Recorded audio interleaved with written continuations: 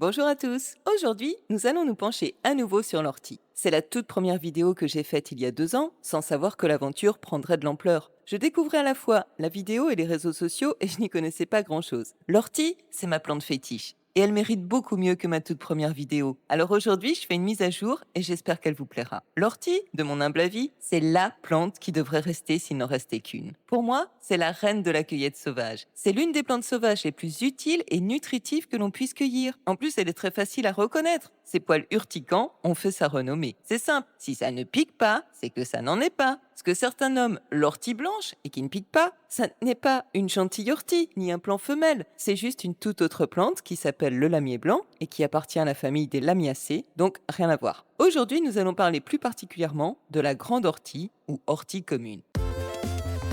L'ortie commune, Urtica dioica, appartient à la famille des Urticacées. Elle est originaire d'Eurasie et elle s'est répandue dans toutes les régions tempérées du monde. L'ortie est une plante herbacée vivace qui affectionne particulièrement les sols riches en azote, mais elle supporte tous les types de sols. Indifférente à l'ensoleillement, on la trouve un peu partout, souvent près des habitations, dans les jardins, les friches, les lisières forestières ou les bords de cours d'eau. En France, on trouve 4 autres espèces d'orties qui sont toutes comestibles. Urtica urens, l'ortie brûlante ou petite ortie. Urtica pilulifera, l'ortie à pilule ou ortie romaine, on la trouve plutôt dans le midi et l'ouest de la France. Urtica membranacea, l'ortie membraneuse, elle se rencontre dans le midi méditerranéen. Et Urtica atrovirens, l'ortie de Dodar, que l'on rencontre uniquement en Corse. La grande ortie et l'ortie brûlante sont considérées comme des plantes médicinales parmi les plus utiles et les plus efficaces. Alors, sa tige est dressée, généralement quadrangulaire, elle est verte, fibreuse et légèrement rugueuse, elle peut atteindre jusqu'à 2 mètres de hauteur. Sa surface est recouverte de nombreux poils urticants.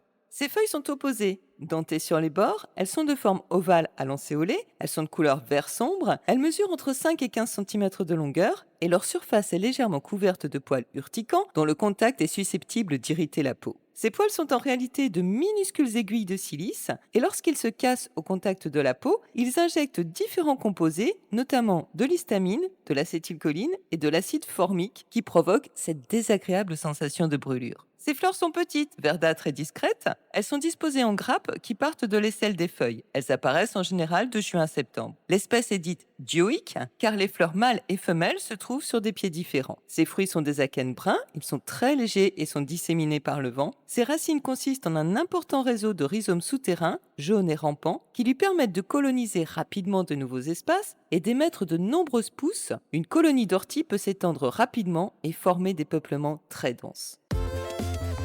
Dans l'Antiquité, les Grecs et les Romains utilisaient l'ortie pour ses propriétés médicinales, notamment pour soigner les maux de gorge, la toux et la tuberculose. Les soldats romains pratiquaient ce qu'on appelle l'urtication. Ils se fouettaient légèrement avec des orties pour stimuler la circulation sanguine, se réchauffer dans les régions froides et rester éveillés. Dans la mythologie romaine, l'ortie était dédiée à Vénus, déesse de l'amour et de la luxure, car on lui attribuait des effets aphrodisiaques. Réduite en poudre puis mélangée avec du poivre et du miel, il la consommait avec du vin car elle était censée redonner de la vigueur aux hommes. Au Moyen Âge, l'ortie était considérée comme une plante précieuse. Elle servait à nourrir les hommes et les animaux, à fabriquer des remèdes et même à produire des fibres textiles. Pendant les périodes de disette ou de guerre, elle a souvent constitué une ressource alimentaire essentielle grâce à sa richesse nutritionnelle.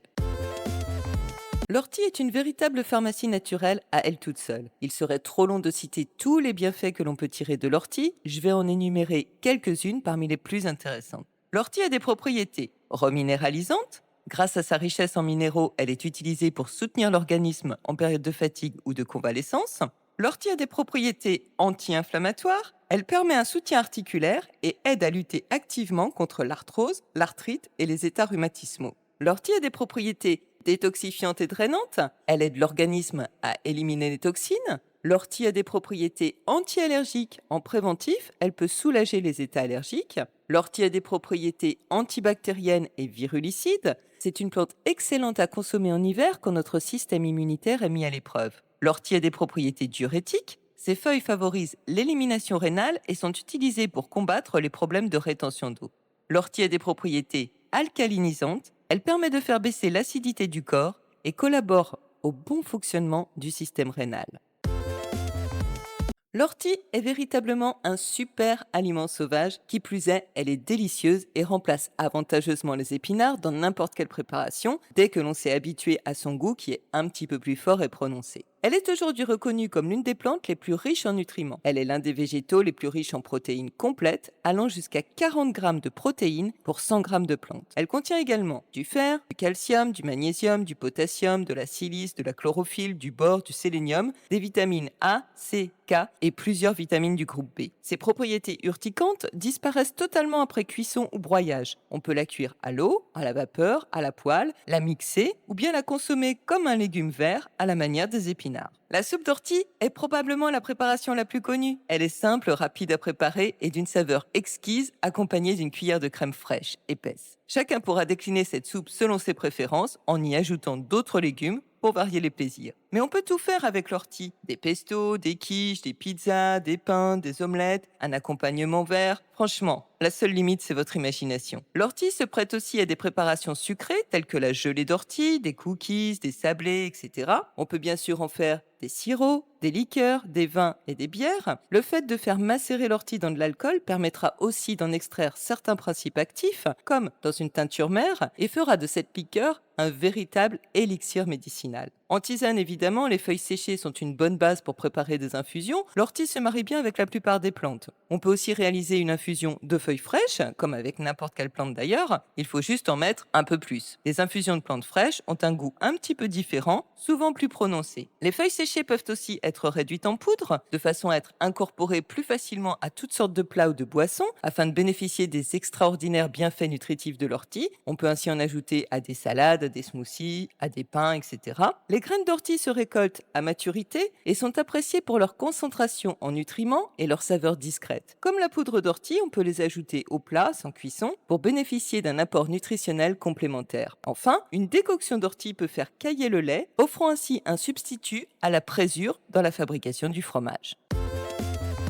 Alors, les jeunes pousses d'ortie se récoltent surtout au printemps. Elles sont tendres et très appréciées en cuisine. Pour l'usage culinaire, on prélève les sommités de la plante, c'est-à-dire les 4-5 feuilles situées en haut de la tige. Toutefois, on peut utiliser la totalité de la plante pour les autres usages. En dehors des jeunes pousses, les feuilles peuvent être récoltées du printemps jusqu'au début de la floraison. Les graines se récoltent lorsqu'elles sont bien mûres, en fin d'été en général quand elles deviennent marron, et les racines se récoltent à l'automne ou en hiver. Il est préférable bien sûr de porter des gants épais. Les gants en cuir sont le meilleur choix pour éviter toute brûlure. On peut utiliser des ciseaux ou un sécateur afin de toujours laisser suffisamment de plantes sur place pour la préserver et pour qu'elle puisse se régénérer. Pour les infusions, on fera sécher les feuilles dans un endroit sec et bien ventilé, à l'abri des rayons directs du soleil, et ensuite on la conservera dans des contenants hermétiques, à l'abri de la lumière et de l'humidité. Pour un usage culinaire immédiat, après la récolte, il faudra, entre guillemets, éplucher les orties après les avoir lavées, c'est-à-dire couper les feuilles avec des ciseaux au niveau de la tige, car les tiges sont inutilisables en cuisine, elles sont bien trop fibreuses. Non seulement elles rendraient la préparation immangeable, mais dans le cas d'une soupe par exemple, elles pourraient même endommager votre mixeur. Personnellement, je conserve tout de même les tiges que j'intègre à une infusion. Au jardin, l'ortie joue un rôle écologique majeur car elle favorise la présence de pollinisateurs et de coccinelles. Plus de 40 espèces d'insectes dépendent entièrement ou partiellement des orties pour leur survie. Des papillons comme le vulcain, la petite tortue, le paon du jour ou le virgule utilisent l'ortie pour nourrir leurs chenilles. C'est aussi une plante bioindicatrice dont la présence révèle souvent un sol riche en matière organique et en azote. Mais son utilisation la plus emblématique, c'est bien sûr le purin d'ortie. Il est obtenu par fermentation des feuilles dans l'eau. Il est ensuite utilisé dilué comme fertilisant naturel et comme stimulant de défense des plantes. On l'utilise en vaporisation du feuillage pour lutter contre certaines atteintes parasitaires dues aux pucerons ou à des acariens ou à des atteintes fongiques comme le mildiou. On l'utilise aussi comme fertilisant en arrosant les plantes avec. La fabrication, l'utilisation et la commercialisation de ce purin sont désormais réglementées en France depuis avril 2011. On peut aussi utiliser l'ortie en paillage et pour favoriser la reprise des jeunes plants. On peut introduire quelques feuilles d'ortie broyées dans le trou de plantation avant d'installer les jeunes plants et en se décomposant progressivement, l'ortie leur apportera des nutriments essentiels. En cosmétique, l'ortie est utilisée pour ses propriétés fortifiantes pour les cheveux et la peau du fait de sa teneur en silice et en minéraux. On la retrouve dans des shampoings, des lotions et même des crèmes anti-inflammatoires. L'ortie permet également de lutter contre la calvitie, car elle améliore la circulation et fortifie le cuir chevelu. Ou alors confectionner une décoction d'ortie, de racines de bardane et de feuilles de bouleau. Et une fois refroidi et filtré, on lotionnera le cuir chevelu avec cette décoction en massant bien. Avant l'essor du coton, les fibres d'ortie étaient utilisées pour fabriquer des vêtements, des cordages et des tissus résistants. En fait, la fabrication de tissus en fibres d'ortie remonte à la fin de l'âge de bronze, soit entre 1570 et 1200 avant notre ère. En Égypte, elle servait déjà sous forme de bandelettes à envelopper les momies. La fibre d'ortie a aussi servi à confectionner les uniformes des grognards de Napoléon en 1812 et a retrouvé toute sa splendeur durant la Seconde Guerre mondiale en Allemagne en raison de la pénurie de coton pour confectionner des vêtements, des tentes et des sacs à dos. On a également utilisé la fibre d'ortie pour confectionner des filets de pêche et des cordages et de nos jours, il y a un regain d'intérêt pour la fibre d'ortie sur le marché des vêtements éco-responsables. Plus simplement, on peut confectionner soi-même de la ficelle d'ortie à partir de fibres extraites des tiges d'ortie que l'on tresse ensuite ensemble. On peut par exemple l'utiliser au jardin, c'est économique, pratique et écologique, et de plus, cette ficelle est d'une solidité inégalée. En magie, l'ortie est associée au sortilège de guérison, à la protection et à la purification. Placer un bouquet d'ortie sous le lit d'un malade est censé lui assurer la guérison et en porter sur soi protégerait du mauvais œil. Elle est aussi réputée pour renforcer l'ancrage et la protection spirituelle. En spiritualité, l'ortie représente la force, la résilience et la transformation car elle pousse avec vigueur dans n'importe quelle condition. Elles enseignent la capacité à surmonter les défis et à trouver la force intérieure nécessaire pour triompher des épreuves de la vie. Enfin, dans le langage des fleurs, l'ortie signifie la trahison et la cruauté car elle pique sans prévenir.